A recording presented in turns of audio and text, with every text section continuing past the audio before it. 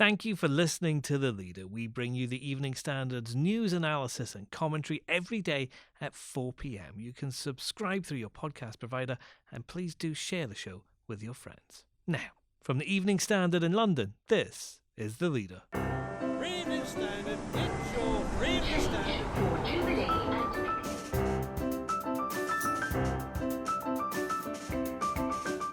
Hi, I'm David Marsland. Locking down doors and shutting up shop. How fear is following the coronavirus spread in China. Toyota shut down several of its plants there. We've seen Starbucks close 2,000 of its 4,000 shops over there. McDonald's and KFC also closing stores. The Evening Standard's Alex Lawson speaks to The Leader as the UK prepares to fly its citizens out of Wuhan and straight into quarantine.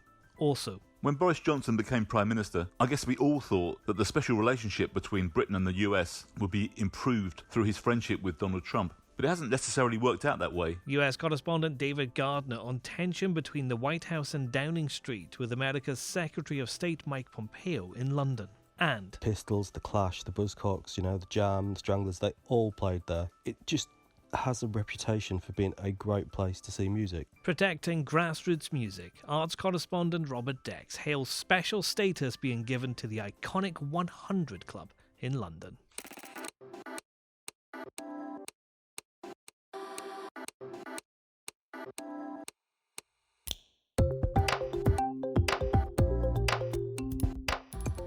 Taken from the Evening Standard's editorial column, this is The Leader. For the whole thing, pick up the newspaper or head to standard.co.uk/comment. In a moment, the devastating effect of a deadly virus.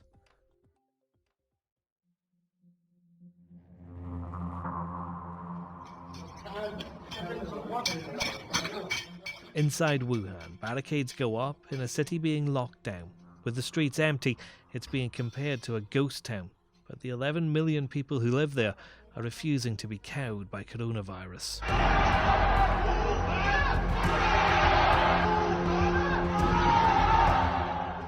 Come on, Wuhan, they shouted from the windows of the homes many are all but confined to. Their defiance is a powerful message to the world, and our editorial column says we must all hear it.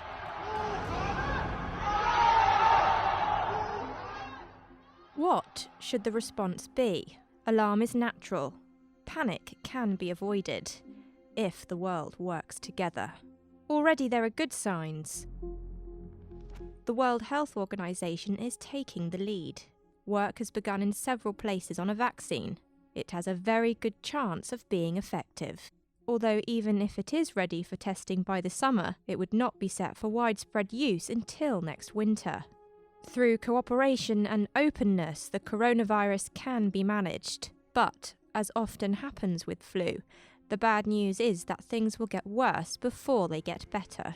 Well, the UK government's to begin flying home citizens from Wuhan, but they'll be kept isolated for 2 weeks, possibly in a military barracks. But if you're a civilian in the rest of mainland China, you might struggle to get out. BA's cancelled all flights into and out of the country, and they're not the only company shutting down operations there. Our business news editor Alex Lawson is with me. And Alex, what's happening in China?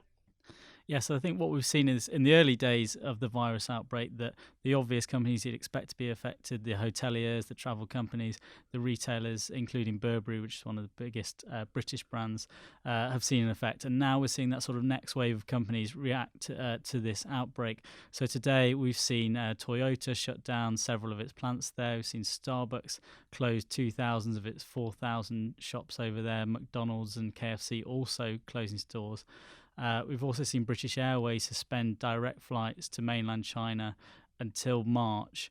So we're really seeing the corporates looking at this issue. The main things that they're doing beyond that are ensuring that their staff are safe, so telling them to work from home, giving them hygiene advice, and making sure this thing doesn't spread any further. This must be hitting the markets. It is. And on the first few days of the outbreak, we saw significant falls. The FTSE was down almost 2% on Monday, which is unusual. That has been tempered slightly from the music from the WHO, which suggests that the outbreak isn't as bad as first feared. But just in today's paper, we've got veteran investor Mark Mobius saying that GDP in China could be hit by several basis points. He's a veteran of that market. He saw the SARS outbreak. He was working in Hong Kong at the time, so a voice to be listened to there. And as you've suggested, China itself is going to be hit by this. Yeah, I think so. I mean, we've got to take the bigger picture, which is they're in the middle of a significant trade war with the US. Obviously, we've had the signs that Washington and Beijing are willing to work together, and we've had some agreements there, but long term, it doesn't look like a great position to be in for China. We've already seen economic growth there slowing to around 6%, which is still a knockout number, of course, but not at the gains that it was seeing before that. So this won't help that situation. So what does that mean for businesses over here? Well, of course, in London, we see huge numbers of Chinese tourists coming every year, and they're big spenders. In fact, during the Chinese New Year period, the West End is full of shoppers after really high-end items. What we're likely to see is a slowdown in that number if this persists. Particularly companies we're looking at are the hotels, retailers, pub companies. They were estimated to spend around £700 million in the UK in that industry last year. And you can read more from Alex in the newspaper.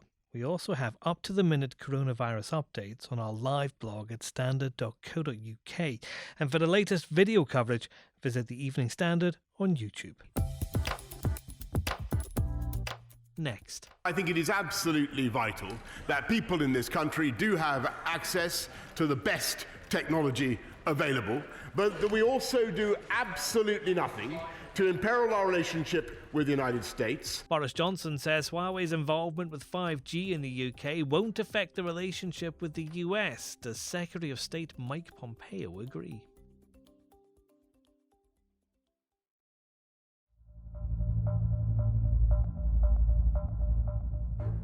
The US Secretary of State Mike Pompeo is in London for meetings with the Prime Minister and Foreign Secretary.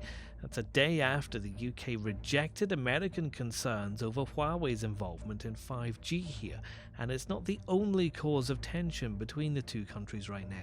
Our US correspondent David Gardner's in LA. David, there's a bit of a strain on relations between Downing Street and the White House right now, isn't there? When Boris Johnson became Prime Minister, I guess we all thought that the special relationship between Britain and the US that had been somewhat fragile in recent years would be improved through his friendship with Donald Trump. But it hasn't necessarily worked out that way. First, there was the Anne Sacoolas affair, the diplomat's wife who was involved in an accident with a teenage motorcyclist and then hot-footed it back to America. She's still there, refusing to come back. Conversely, of course, there's the Prince Andrew and Jeffrey Epstein situation, where the FBI want Andrew to go over to the United States, or at least acquiesce to an interview. So far, he's refused to do that.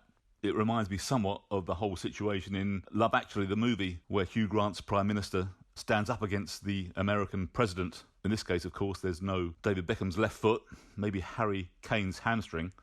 But it's a situation perhaps where Mr. Johnson wants to show that he's not Donald Trump's puppet, that Britain has its own mind, and he doesn't want to be cast in the same kind of light as Tony Blair was with George Bush. David, yesterday 3 Republican senators wrote to the Prime Minister warning that any post-Brexit deal could be threatened if Huawei was allowed to be part of the UK's 5G network. And yet it will be. So is that likely to have any impact? There's certainly a very real possibility that the Americans will refuse to share intelligence with Britain. Britain's one of the so-called Five Eyes nations, where they share, give and take intelligence information that may be of any mutual benefit. With America's suspicions about spyware involved in the Chinese technology, that may very well cause a problem. I think it's unlikely that the trade deal will be threatened. There may be some saber rattling by Mr. Trump, but he has an investment in dealing with Britain just as much as we have in dealing with him. At the end of the day, probably not enough to really fracture the special relationship, but it will test it some more. Now, London's 100 Club is a place where you can take a risk, lay down a few pounds for a ticket, and you just might get treated to the next Louis Armstrong, David Bowie, or Johnny Rotten. every one of them has played its cavernous red basement, and now it's been given protected status, which will help it stay alive in a time when live music venues are struggling to survive. The Evening Standard's arts correspondent Robert Dex is covering the story. And Robert, why does the 100 Club deserve this? I mean, it's been a huge part of London's music scene since 1942, which sort of speaks for itself. It started out as a jazz bar, and there's a little bit of social history there. A lot of the first crowd were American GIs wanting to hear the sort of music they heard at home, which meant American jazz came over, which meant British musicians and British fans heard that music, turned it around, did something a bit different with it, and then you had the whole sort of jazz scene exploding after the war from that. I mean, after that as well, I mean, as if that wasn't enough, in the 70s it was one of the places to see, punk bands when they started out. The Pistols, the Clash, the Buzzcocks, the Jam, the Stranglers, they all played there. It just has a reputation for being a great place to see music. I mean, it's hard to believe now because the Stones seem to never stop touring, but there was a while in the 80s they didn't play. They didn't play for about 7 years apart from one gig, and that one gig was at the 100 Club. So, Rob, this club's been given special status. Is this a sign that the city's finally protecting grassroots venues? The Westminster deal, and it is Westminster Council that runs the scheme, does come with conditions. And I think the sticking point is the organisations that qualify for this rate relief must be not-for-profit.